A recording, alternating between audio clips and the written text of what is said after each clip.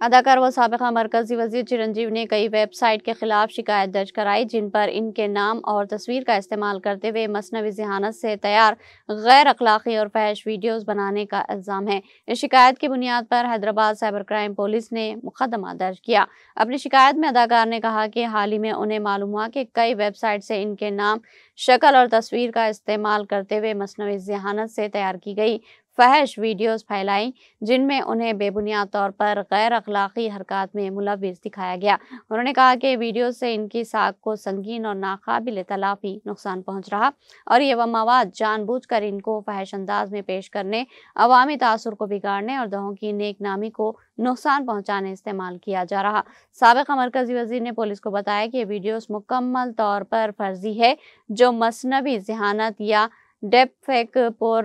Pornography کے ذریعے تیار کی گئی ہے جن میں ان کے چہرے اور شخصیت کو غیر قانونی طور پر فحش مواد میں تبدیل کیا گیا۔ انہوں نے مزید کہا کہ اس طرح کے اقدامات ان کے اور ان کے ارکان خاندان کو شدید ذہنی اذیت پہنچا رہے اور عوام کو گمراہ کیا جا رہا۔ مرکزی وزیر نے الزام لگایا کہ اس کارروائی کے پیچھے ایک منظم گروہ سرگرم ہے جو مختلف ویب سائٹ کے ذریعے ایک دوسرے کا مواد شیئر اور فروغ دے کر اس کی رسائی کر رہا ہے جو کہ تجارتی فائدے اور بدنامی کے لیے چلائی جانے والی مربوط سائبر کرائم مہم کا حصہ ہے۔